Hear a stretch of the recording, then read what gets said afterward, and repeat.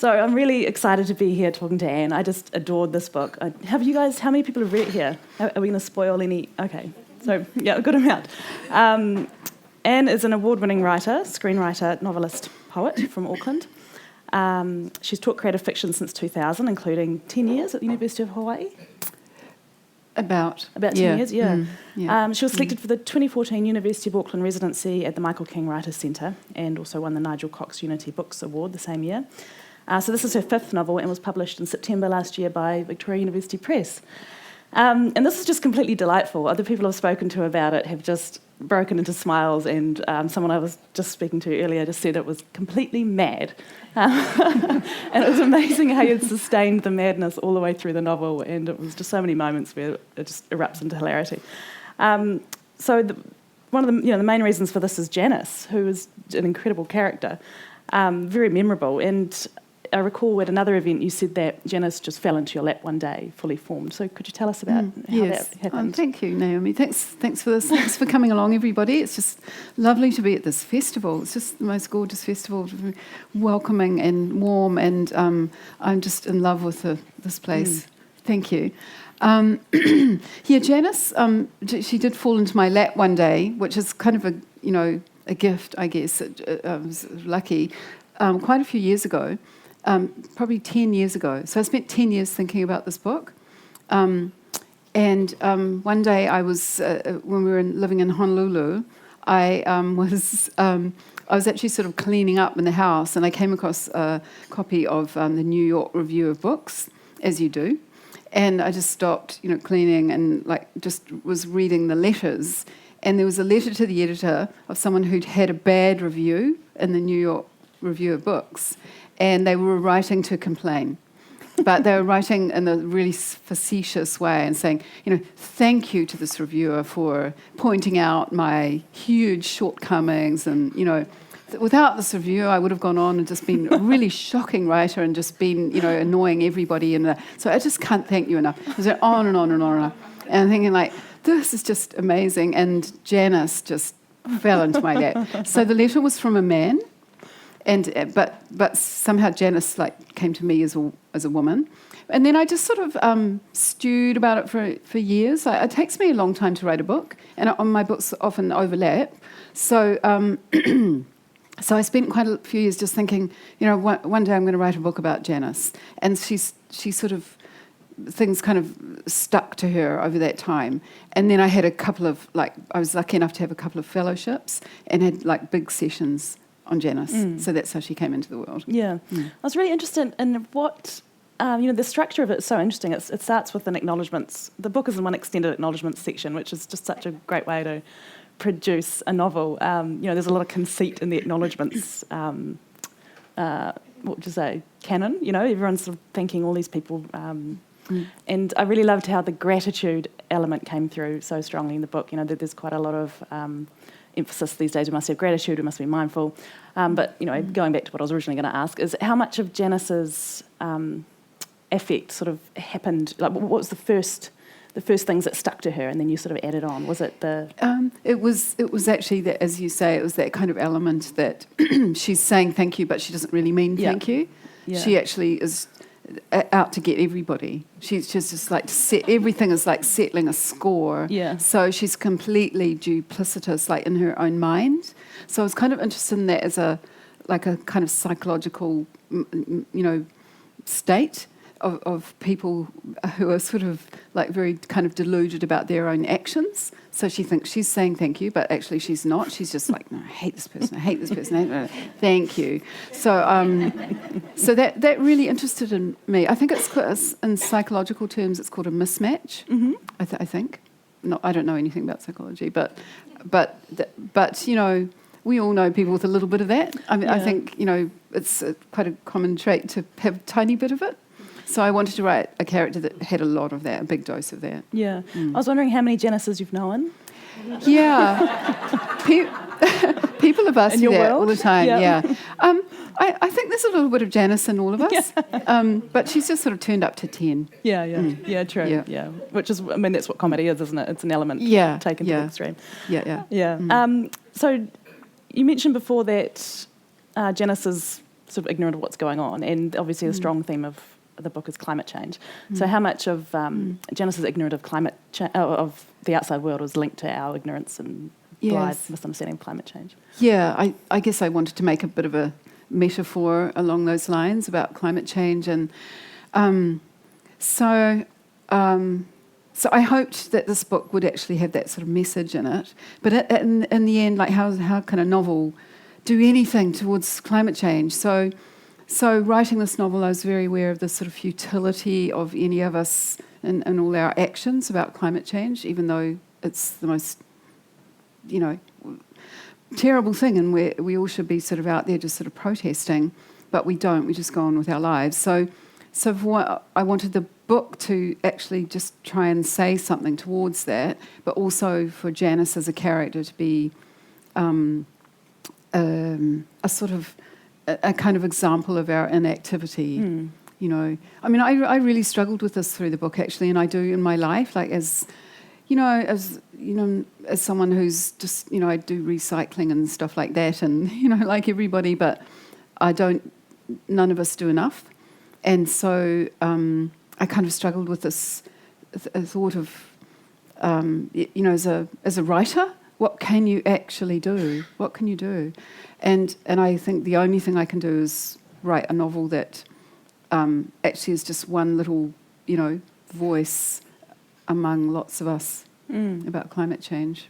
Does the fridge kind of represent that? She's carrying around this Sisyphean object of the futility of it all around. Yeah, it's meant to. Yeah, okay. Like this fridge that we all think we need all this stuff and appliances and everything, but it's hopeless. It's a piece of hopelessness, and it doesn't even work. So I hoped that it would work on that level. Yeah, and an albatross. It's sort of her albatross. Yes, that's what I was thinking of. Yeah, that's right. Yeah, that's a good way.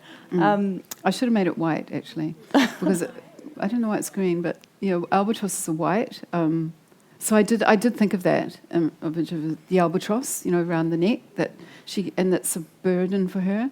So that I hoped that our way of life can be seen to actually be a burden. And also the fact that it's a retro fridge that doesn't go very well. It's just such a good metaphor for just the ridiculous things we surround ourselves with. And we can't shed ourselves of our lifestyle. I mean, who wants to? I don't. I like my comfortable lifestyle. So I hoped it would be about that underneath. Yeah. There's so many different layers. It was one of the great things is that everything connects. And I mean, you can tell it took you 10 years. I mean, it's just so heavily detailed and connected, patterned, I suppose. Yeah. Right. Thank you. So how do you, in one interview you mentioned what else is there to write about other than climate change? So how do we keep going with arts, writing, in the face of the planet being uninhabitable by 2050, possibly? What is the point of it all, really? Yeah. I don't know. Yeah. I mean, I think that's why I wrote this book, because it's, what are we going to do? One of the things that I wanted to come out in this book is, in the end, like, who's going to be listening to anybody? That as we sort of bleat on about climate change, there's going to be nobody listening. And so in the end, that's what happens to Janice, that there's nobody there. And she's turned away by so many people. Sorry. Yeah. So she what? I was just going to say she's turned away by so many people. Yes. Yeah. And in the end is on her own, and what is going to be the point? So I hoped to get that idea across too. And it's so true. This is kind of depressing, but it's just on we go. The way it is. Yeah. So I feel like there's a lot of main characters in the book that aren't people. So there's Wellington, Antarctica, the fridge, Janice. Yeah. Could you go into how Wellington, creates the world of the book and all the literary Easter eggs with it? Well, I come from Wellington. Like, I grew up there. I grew up in Island Bay. So sort of looking across at South Island, actually. So on a clear day from Island Bay, we'd all get really excited and go down to the beach and look at the kaikuras. So it's actually great to be across here now. So I love Wellington, and I wanted to sort of make Wellington a kind of character, because place, I guess, is sort of at the heart of what's going on with climate change. It's all to do with our sort of physical living in the world, and And also Wellington is known to be the sort of literary place. And in fact, it's not any more literary than Auckland, for instance. There's a lot of literary stuff goes on in Auckland, but in Wellington they just talk about it a lot. And that's true. No, it's actually true statistically. Because, Wellington's sort of known as this kind of arts capital. I love Wellington. So I'm kind of being facetious by saying this, but I adore Wellington, and I could, my heart is still there. But they do have this thing of the arts. There's so much art goes on in Wellington, but actually per head of population, just as much goes on in Auckland. But we just don't talk about it, and people talk about people going sailing and get all that sort of stuff. But and so anyway, by the by. But I thought.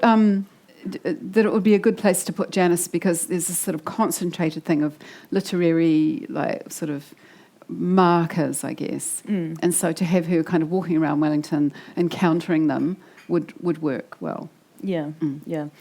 I'm sure a question that everyone wants to know, which is the first thing I immediately wanted to know, is who are I don't know if we can, maybe we shouldn't reveal who are the recognisable characters within, but were the literary people that you skewered so effectively, were they a pastiche or did you have very specific people in mind? Oh no, they're totally a pastiche. Yeah. Nobody is anybody. Yeah, I would not be interested in doing that at all, ever.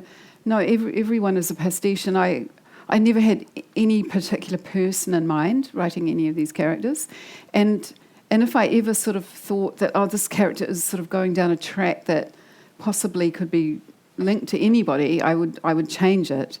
And I think that might have happened once. But I'm just not interested in that at all. This is just fabrication. Yeah. Okay, great. Because a couple of reviewers have been like, anyone who knows Wellington literary scene will recognise Dame Bev. And I was like, oh, really? Yeah. Really? Yeah, one of them was. I don't know. It's like, I wonder who that was. I don't. So, well, they were wrong. There we go. So... How about Antarctica as a character as well? You've obviously looked at the art that's come out through that residency. The art.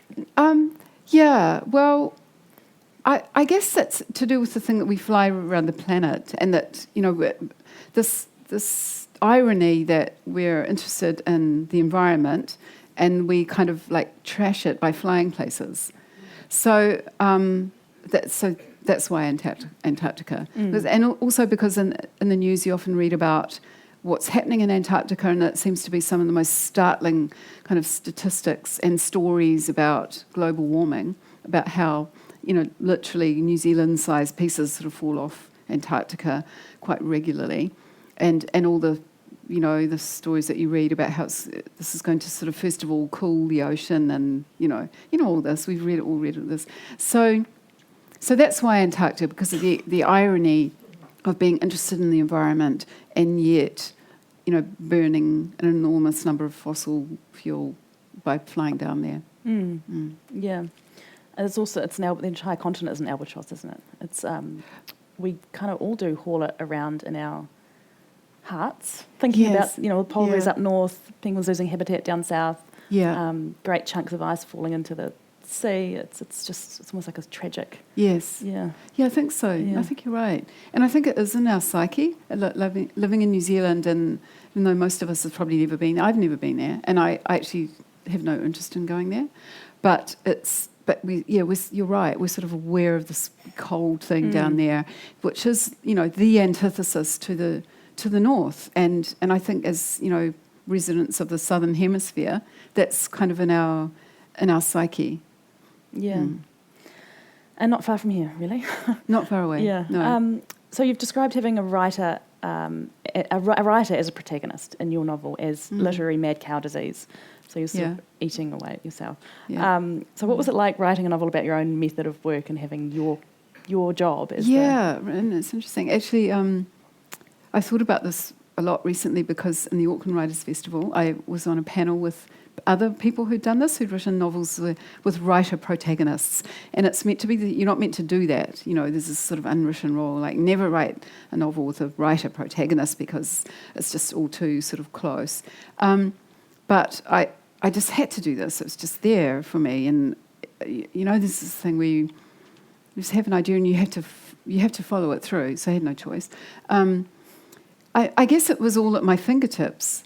You know, like I didn't have to do much research because it's just there. I just know it. I live in this world, and it was that. So that side of it was easy. You know, I mean, you probably all know that. You know, you go to book launches, and you know how people behave, and you know. Yeah. So that part was just easy. Yeah. Oh, cool. You said you had no choice but to write it. So how does that work?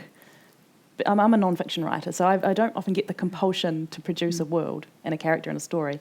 But as a fiction writer, it's coming through you and you can't stop it? Like, what's that like? Well, it's just yeah. But you probably feel this as you have a project and you're just going to do this. Down, yeah. And no matter how agonising it is, because I often hate writing, and it's just, I often wish I didn't do this and just did something, I don't know, to just make your life go better, you know.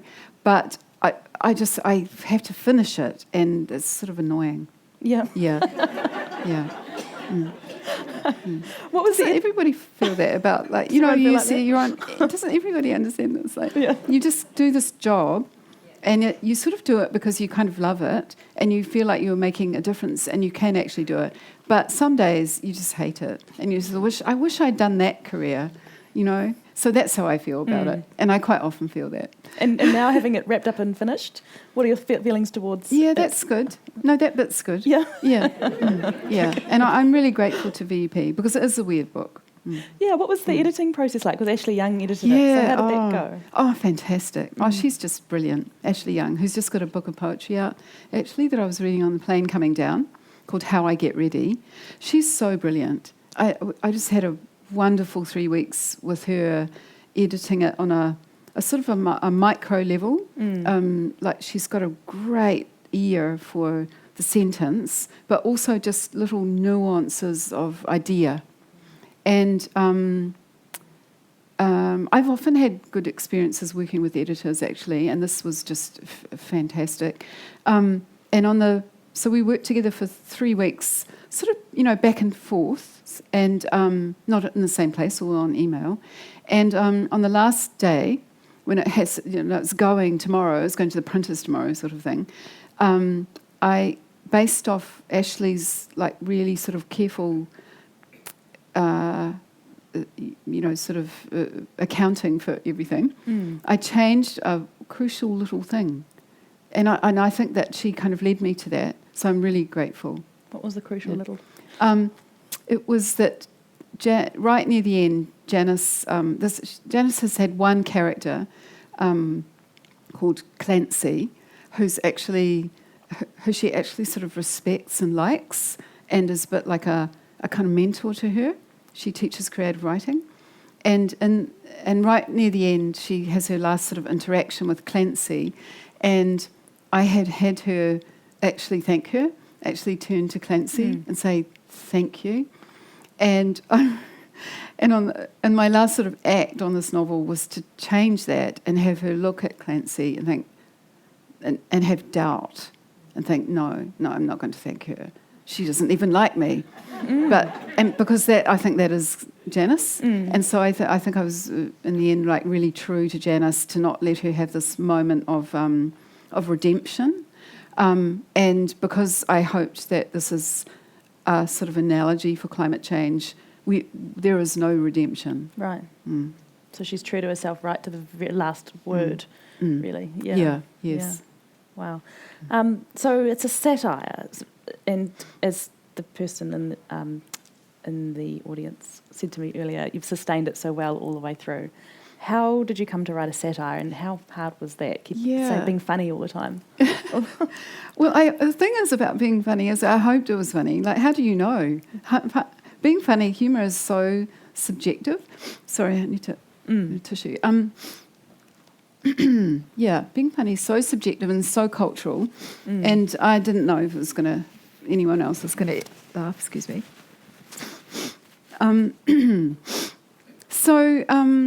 But I love humour, and I almost all my favourite books are funny, and so I aspire to be funny. You know, I'd sort of think, I think humour is a really raw emotion, a bit like its opposite, like grief or despair, or it sort of comes from here.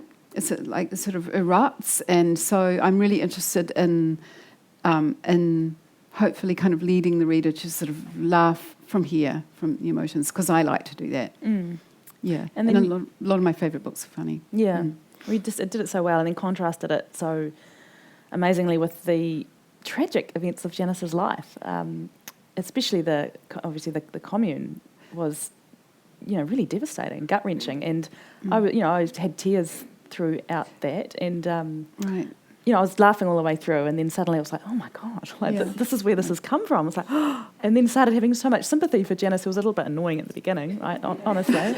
And how you built such a lot of depth there, and we suddenly understood so much about her. And how did that come about? Yeah, that was always there. I mean, I did want Janice to be very damaged, and so that her attitude to the world, and also the narration to be kind of veneer over Janice's kind of damaged self. And again, I kind of hoped that would come across as the fact that we're living a sort of veneer over what's happening, what we're doing to the planet. But it's kind of interesting about this book that the Me Too thing happened before this came out, and while I forget what stage I was at with it. I think it was all sort of finished and everything, but Me Too happened. I was actually in Iowa when that happened, and that's just been such a profound thing for women to finally have stories come out about sexual abuse. And I was a victim of massive sexual abuse as an 18-year-old, and I'd never told anyone until Me Too came, and I told somebody. And so this partly comes from sort of, experience, but not like that, not in that way. But Me Too, it sort of made me realise, wow, I didn't have to do too much research into that. Who was the first person you told? It was a friend at Iowa. I was lucky enough to have this 3-month residency in Iowa in 2017, and we just there were 35 of us from all around the world. It was the most fantastic thing. I'm so grateful. Creative New Zealand paid for me to go, and you just meet all these writers from all around the planet, and you get really close to them. And I told my friend Audrey from Singapore. There was a bit of an age range. Like a lot of people were sort of, there was like 20s, 30s, 40s, and then there were it was about 5 of us who were a bit older, and we sort of like a little gang. And I told my friend Audrey one day, and I'd never told anybody. That's amazing. But I did think back to that book. I think that's why I could write that. Yeah. And then Me Too has caused a lot of us to look back at past experiences we've had and see them in a new light, I think, because you suddenly realise that most other women have had experiences like that. And was that the same for you as well? Like that was the trigger for you talking about it? It was, yes. Yeah. Oh, yeah. No, it was. It was just like buried. I'd never told anybody. Yeah. So it's been a huge, great movement that's happened. Yeah. And I hope it keeps its momentum and actually changes things that happen from now on for young women. Yeah, we can only hope. So, in terms of the another reviewer said a tale of twisted gratitude, which I thought was a good way to describe it. So, having to have that earnest gratitude for your past experiences is, it's almost like today we're obligated to feel grateful for what's come between to shape us. So, how do you feel about that experience you had when you were 18? Does that shape you into a person you are today? Do you think? How do you? I think I was traumatised for about a decade afterwards, and I think I sort of recovered. But I guess it shapes you on some level. Yeah, like it sort of does a bit of damage. It's very common, obviously. Obviously that's what Me Too is all about. Yeah, that almost all of us women have been damaged, and some men have been damaged by these experiences. But I don't know. I guess I don't know enough about it to know, is it lasting? I don't know. And I guess I'm sort of lucky to have been able to sort of work it through on different levels over the years, even though I didn't talk to anyone about it. Yeah. Yeah. But it wasn't like, I don't mean to focus on it too much, but I just became aware of it because of Me Too. That's sort of how this ended up in the book. Yeah, because the cinema run unease is the running joke throughout the novel that, anyone who studied New Zealand film is really familiar with the Vigil. You mentioned Vigil, didn't you, in the beginning? Yeah. I think, there's all those films that make up that New Zealand noir. Yeah.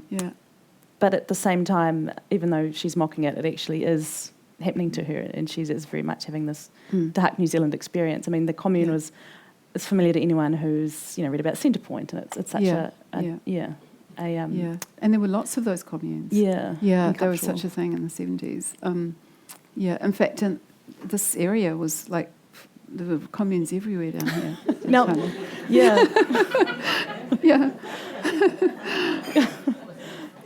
coming from Nelson, which is actually it's kind of a great aim, I think, to have a commune. Even though a lot of them sort of didn't end up very well, but we've just become so sort of fractured, and it's probably not like that down here. But where I live, people don't talk to their neighbours, and people are like really non-communal, and so I think the aim of a commune is fantastic. There's a new move among young people now for co-housing. I sort of know about this from my daughter. My 23-year-old daughter's kind of interested in this whole new way of living, and it sounds great. So the theoretical sort of basis for the communes was a good one. Yeah, it was a really great satire of what was it, dialectical materialism? What's that phrase you used throughout? Dialectical. Yeah. It just had this great image of people just sitting in bars, like decrying the man. And then just being just as bad as the people they were raging about it. I really loved that commune aspect. And I was also curious about your thoughts on the literary scene in terms of who gets anointed as worth it, as a novelist or as a writer, and who are the gatekeepers and where is the gate, and how do you, Janice is someone who's written a 49-page book that isn't a book, because it doesn't have a spine, which is a joke that's just repeated throughout, which is great. But so it doesn't qualify to receive author funding. So and in the New Zealand scene, how do you get from being a want-to-be writer to being a writer? I don't know. I think there's just a lot of luck involved, and I think that's why I wanted to make that an issue in the book, that she feels like she's not recognised as she should be, and I think that's probably true of lots of people. And some people are recognised when they perhaps shouldn't be. I mean, there's just no rhyme or reason to it, really. And so I just wanted to write about that, No, it was very funny. And another thing that comes through the novel is feeling safe, wanted and loved is the worst possible condition for a writer. So that was the increasingly sad theme that continues throughout. A writer has to have suffered to produce good work. Another theme that comes through a lot in writing is that poor mental health is a prerequisite to creativity or any sort of art. What are your thoughts on? Well, that's really interesting because of your edited book on anxiety, Naomi, which is just amazing piece of work. I mean, I wanted Janice to think that and to sort of use this as her sort of play that card, But I don't necessarily think it's true, and probably don't know enough about it to know. I mean, I don't think you have to have suffered sort of trauma to be a writer at all. But I think you probably do need to be sensitive enough to have kind of seen, look below the surface, which is uncomfortable. And Janice is very much an outsider. And there's in most of the, I'm just trying to think of all the different times when she's in a group of people, but she's on the outside, looking in and being turned away from the group. And I was wondering I often wondered whether she recognised it or didn't recognise what was happening. Like, what is the level of knowledge that she has of her status? I hope that she doesn't have much awareness. that was the kind of character I was going for, and that she might have the odd moment of awareness. I hoped that, I don't know, my hopes for Janice. She's really annoying, but I hoped that there would be sort of moments where people might understand how she sort of ended up the way she is, because we're all sort of products of our lives and influences, and so that's what I was going for. Yeah, it did make me think of, actually made me think of being at primary school and, turning someone away because they'd done something, and it was just made me think of how often we actually do that socially to people, and questioning why we exclude anyone at all. Yes. Okay. Well, that's good. Yeah. I think she's very immature. She is a bit like it. She's still kind of in primary school in her, like psychologically. Yeah. And what did the Miles character mean for you? The quintessential Kiwi bloke, I think you. Yeah. Well, I think all the other characters in the book are sort of, technically kind of flat characters. That Janice is the only one who's kind of rounded, and the others don't have, like Miles doesn't have sort of, an objective really that we care about, and, desires and stuff like that. So he doesn't sort of function on the level of a rounded character. So I deliberately did that. I wanted all the other characters not to be kind of central to the plot. So in a way I set out to make him just like a stock character. Yeah. And the power of having it told through the single narration of Janice is that there's so much humour built around her and ability to see what's happening. So you wrote a big chunk of this when you were a writer in residence at VUT? I wrote most of it at the Michael King Centre, actually, where I was lucky enough to have a residency. And so I wrote most. I wrote sort of a draft or two there. And then I thought it was finished, but I did another draft later at IML. So I'm really lucky that I've had these things over the last few years. Yeah, that is something Janice would have loved to have received. Either of those. Even the 2-week one, the 2-week summer one. But how does it work going to is it a week? How long was it? A week or 6 weeks? At Michael King, it was 6 months. 6 months. Yes. 6 months. It was before they changed it to the small. 6 months. So but the thing is that to write a novel, novel's long, and it takes at least 6 months. Yeah. So what was that like, getting up every day to work on this book, physically and mentally? Yeah, it's good and hard. Yeah, it's good. It's just like sort of got in the zone of it and had a sort of a long period of not thinking about other things for a while, which is really great. Yeah. Yeah.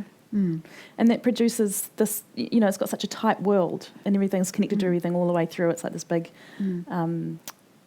stitched tapestry together, and that focus period is really essential for producing that. Yes, well, for me it is. For a novel, looking back, I remember sort of periods of working out the structure, because the structure didn't sort of just fall into my lap. No, yeah. Janice did as a character, but then working out, like at one point I thought that she would actually have a text. There would be this sort of text by Janice at the end, and so it took me a while to sort of work out, no, don't need to have that, and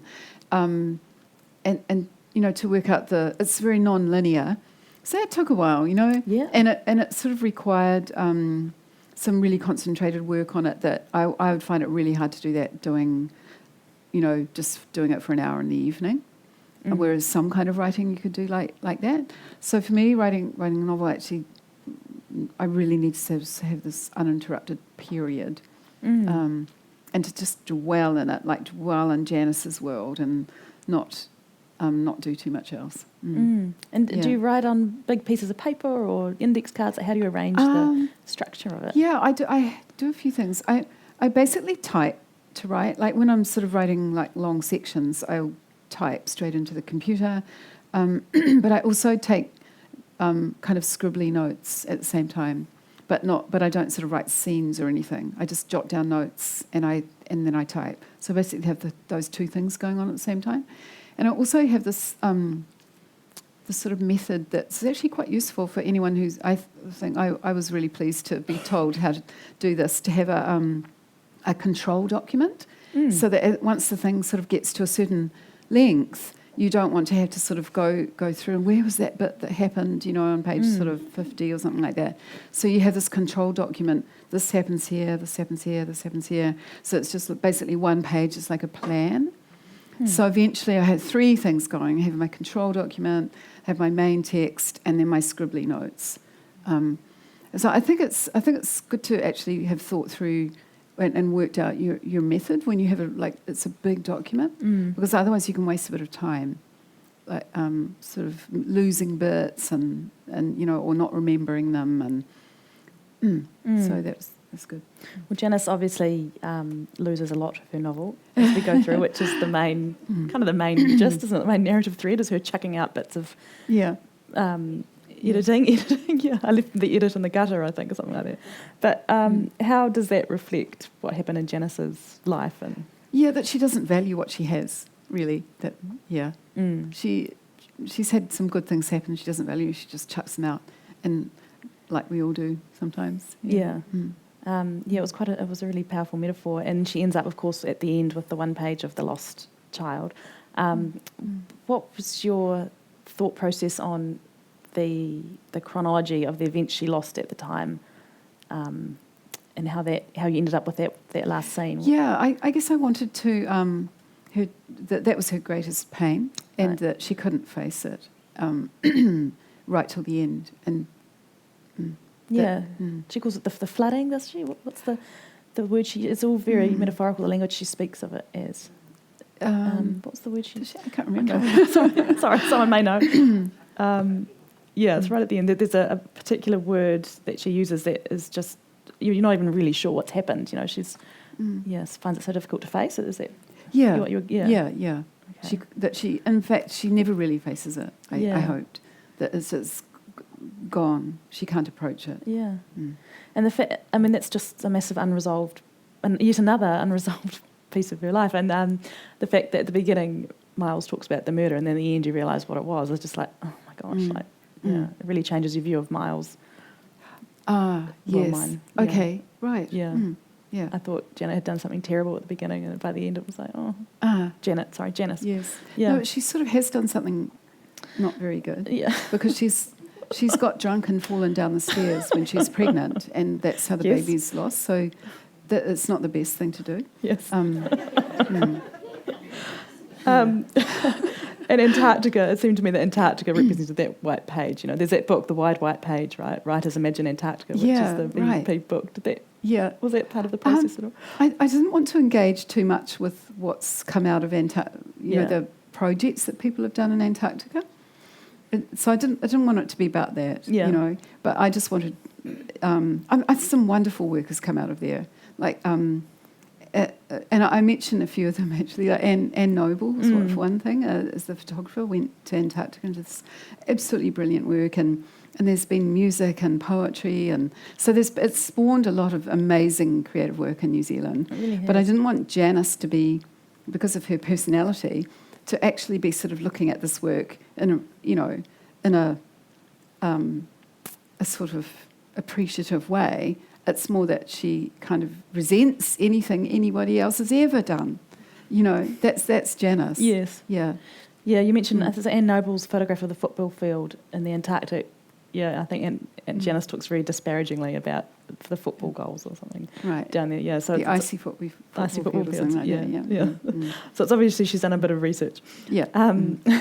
So you mentioned earlier that none of the literary characters were anyone really. It was all a Frankenstein of people. Yeah. But there's been one specific reviewer who felt that it was a little too pointed, and that you were skewering a bit too effectively. And I was wondering about the blowback. Have you had any sort of blowback? Have people taken it as a satire, or have they felt attacked? Because New Zealand can be very insecure and small-minded. And I've had one review that was like that. Yeah. That saw it as real. Yeah. Yeah. But I kind of expected that might happen. Yeah. That's how it is. Yeah. And you're okay with that? I mean... I suppose if everybody had seen it that way, I would have thought I'd failed. Right. Because that's just not what it is. But there's just been one, and most people seem to read it as a novel and not true. And Yeah. So I'm happy with that. That's part of New Zealand cinema of unease, is its insecure artists, I guess. Its literary scene, do you think? Or used to be or not I don't anymore? know if we're any more insecure than anywhere else. I think we're pretty robust, actually. Yeah, and but I just happen to be writing about this because I know it. Yeah. I think we're robust. Good. Yeah. So I was also wondering how I've just got this huge screeds of text here, and there's one little point. Talk amongst yourselves.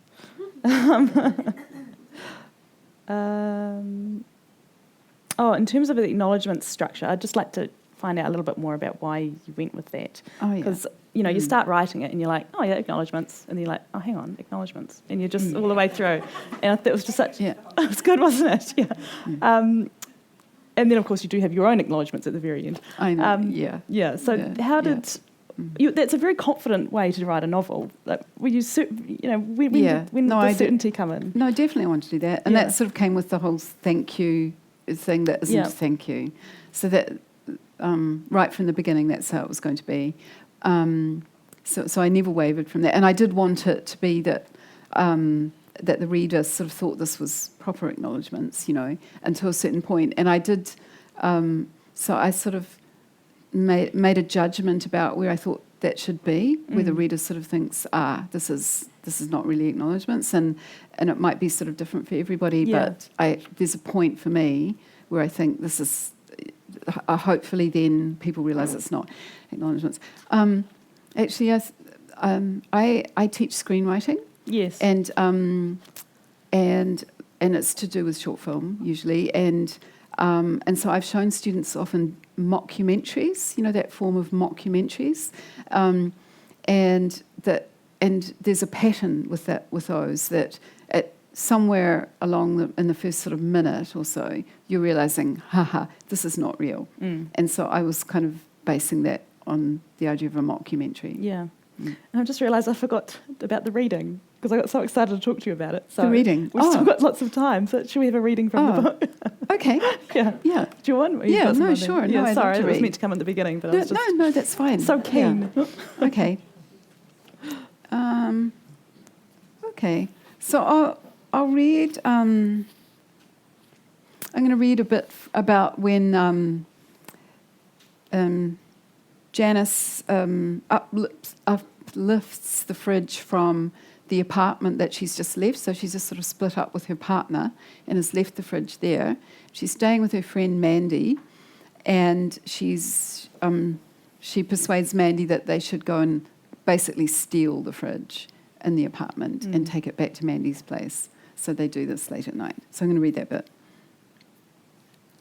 On my second night at Mandy's, a Saturday, I suggested something to her as we ate our vegetarian stir-fry in front of the TV. Mandy liked to watch the news and then reruns of BBC miniseries about self-satisfied, middle-class white English couples and their tragic but humorous existential travails. They were up to episode something, but I had a better plan for the Late Late Show. Mandy wasn't too keen, but after my pointing out the ethical rightness of it, she agreed to help. One of the things I love about Mandy is that she's open to anything. At around 11, while Mandy crashed around doing the dishes, I dialed the 50s apartment on her smartphone. She had more minutes than me. There was no answer. Bingo! I called to Mandy. Really? Said Mandy meekly from the doorway, her hands like two starfish in red rubber gloves. Are you joking? I said. I informed Mandy that this was an incredible stroke of luck. We might have gone on night after night, waiting for Miles and Dorothy to be out. I had a routine all practiced in the eventuality of either of them answering the phone to do with wrong numbers, thick accents, and random security checks, but none of it was necessary. We'd scored a hole in one. I was the first to emerge from the glass doors of Mandy's flat and to drop like a spider down the fire escape in the dark. I could hear Mandy clambering after me, feel her vibrations on the slats. Once on terra firma, I fetched the hand cart from the side of the villa. It was a good and robust handcart with a sturdy red frame and in tubular steel and firm tyres. I decided the neighbours wouldn't mind if we borrowed it for an hour. We set off jauntily down the street, our journey resounding with the downward thwack of our footsteps and the bouncy rumble of the cart. And so there's a bit where they go down the hill sort of in darkness past it's on Mount Victoria, so they pass the houses and everything. I pulled the cart up the southeast ridge. That's her name for the steps going up to the apartment that she's just moved out of. In the daytime, the steps were a dull pink, but in this light, everything was dead grey. Plus, it was a little chilly. But I was full of beans, twisting up and up, with Mandy following a couple of flights below. When I reached the narrow landing that ran along the back of the building, linking all the apartments on the 4th floor, I waited for Mandy to join me. On the way along the balcony, we did make a bit of a racket with Mandy's blundering footsteps and I suppose me banging the cart into a couple of clothes racks and peg baskets didn't help. But then trust Mandy to trip on a flower pot and go kersplat. I shushed her wail and groaned inwardly. We were goners. But you know what? Nothing. Not a peep. I guess all the Radio New Zealand and art gallery types who lived in the building were down in the trendy bars of Courtney Place, swilling martinis and dissing capitalism, it being Saturday night. The few oldies who'd been residents since before the apartments were fashionable would have turned off their hearing aids hours before. A warm, pleased feeling expanded inside me, and I continued on. When I knew we'd reached the very apartment that would have been, should have been, half mine, but for a technicality involving spurious matrimonial laws and a leap year, I stopped and whispered to Mandy that this was it. Mandy flailed, tangling at a doormat with a doormat or something. "What?" she said loudly. Then, at my pukana, dropping to one knee, I patted around near the doorstep. I suppressed a yelp as I encountered one of the more ferocious specimens of Miles's OCD collection of miniature cacti, which he had growing in tiny terracotta pots. When I had one receptacle grasped securely in my fist, I took aim and walloped a small pane of glass in the back door. At the tinkling noise, Mandy and I froze. But once again, nothing. 3 cheers for old deaf people for meandering conversations about dialectical materialism in the clubs of Courtney Place. I reached through the window, gingerly, to avoid shards of glass, and rotated the key in the lock. It opened like a charm. As I stepped into the familiar tiled kitchen, a chill ran up my spine and I hesitated. The flat was quiet as the grave. The high-gloss cupboards gleamed like stainless steel in the moonlight. I felt as if a net had dropped over me, a heaviness, a tightness. I know it's ridiculous, but a sob fought its way up from my chest like a balloon. Part of me wanted to turn around and run back along the balcony, not looking back, and to never set foot in the apartment again. But I'm made of sterner stuff. I had business to do. I shook myself. "Janice, don't be such a sook." I beckoned Mandy. Her baleful face trembled across the doorstep like a thunderbird. "And bring the cart," I hissed, honestly. I opened the fridge and phosphorescence poured out, illuminating the kitchen I knew so well. But I was no longer deterred by sentimental thoughts. I went hell for leather, transferring waxed paper packages and pickle jars to the table. Mandy manoeuvred the cartwheels through the door and began to help in a lacklustre fashion. At one point, I rescued a quarter-full bottle of vermouth, of which I knew not the origin, and quaffed a few mouthfuls, just to keep warm, really.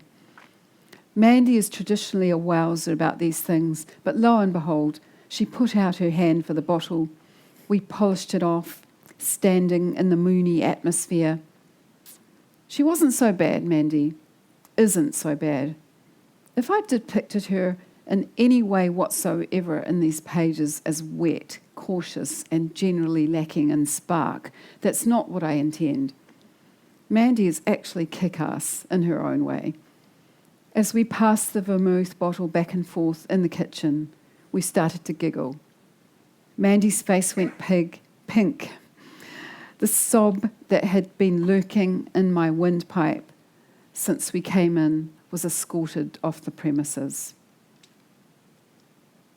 When the shelves were empty, I yanked the power cord and the fridge motor grumbled to a stop like a tired animal.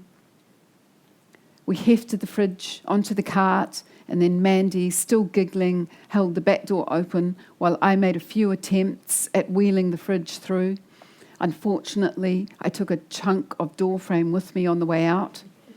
In the weeks to come, I began to think of the gash in the side of my fridge and its corresponding bite in the green paintwork as symbolic of, well, a lot of things. Suffice to say, at this point, I needed to make the most of that gash because it was all I was ever going to get out of the apartment. We had a pretty clear run whizzing back along the balcony, as most of the neighbours' paraphernalia had been knocked over on the way in, but the southeast ridge was a bit of a challenge. I lowered the fridge, bump, bump, bump down the first flight. Mandy was positioned just underneath in case it toppled. But I was glad that didn't happen because, to be honest, I don't know if she would have had much of a chance if a 5-foot fridge had come chonking down on top of her. I had a letter to Mandy's mother composed in my head. A truer friend there never was. It was mercifully quick. She didn't suffer. Luckily, I never needed to write that letter. Another 4 flights, and we were across the courtyard, then bouncing back up Marshbank Street, staunching our laughter because of the late hour. Thank you. Thanks. Well, did that spark any questions for anyone? Any thoughts? We've both got a few minutes left. But one thing just as you're reading that reminded me is that Janice does stuff we all want to do. You know, she's,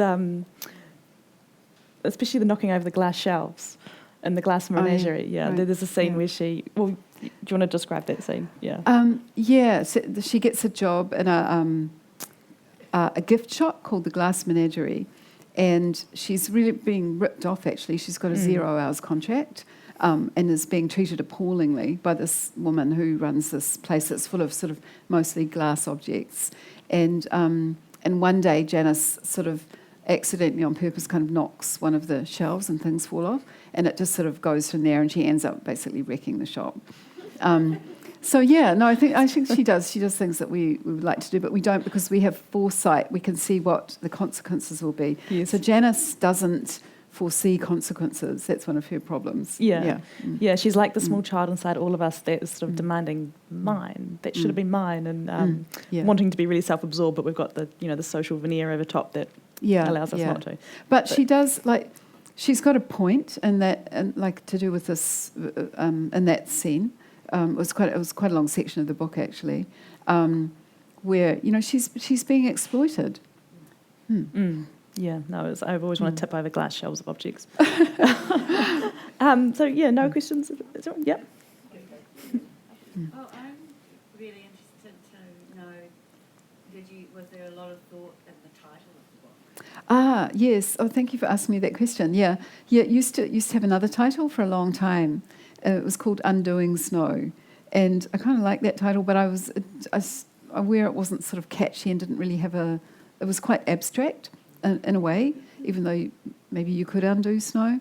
But I did, when I parted with that title, I actually wrote a bit in the book that has undoing snow in it, where she's undoing knitting when she's sort of asleep. So I didn't want to sort of give it away entirely, but I think The Ice Shelf is a better title because it's just more sort of, you can see it. I like titles that you can actually, you could touch them, and it's cold and it's got a thing in it. So, yeah, thanks. Great. You said said earlier about comedy being very culturally specific, but you've also spent time in Iowa in the writing community there. So I'm just interested how much that writing community in the US resembles the writing community in New Zealand. Yes. Thank you for that question. Yeah, well, not at all actually, because it was already sort of done when I went there, and also I do think that I lived in the US for 10 years. I lived in Hawaii, and I think the American sense of humour is really different from ours, and I think culturally in New Zealand ours is more attuned to the British sense of humour. And you know, when I was sort of first aware of this was when we had moved to Honolulu, and our kids were kind of little, and they showed an episode of Father Ted to some American friends, and do people know Father Ted? Mm. I mean, it's absurd and ridiculous. I love Father Ted. It's probably my favourite sitcom of all time. So you could probably kind of see I love absurd humour, and so partly some of that's sort of gone into this book. Anyway, so my kids are like, watch this, is so funny, watch Father Ted. And their American friends are just like, what? Why is this funny? They just couldn't crack a smile. Wow. And I thought, this is so amazing, this cultural difference in humour. And it's a thing. Yeah. So I guess in writing humour, you're always taking a risk that you'll just kind of miss that cultural mark. But I definitely was not writing for an American audience. Okay. Anyone else have another thought?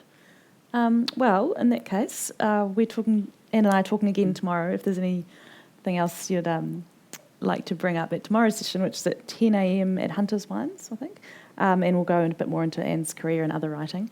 But yeah, thanks very much. You've been a wonderful, appreciative audience, and thanks to Spy Valley for having us. And thanks for coming, everybody. Yeah, it's lovely. Thanks, Anne. Yeah. Thanks. Thank you. Thanks.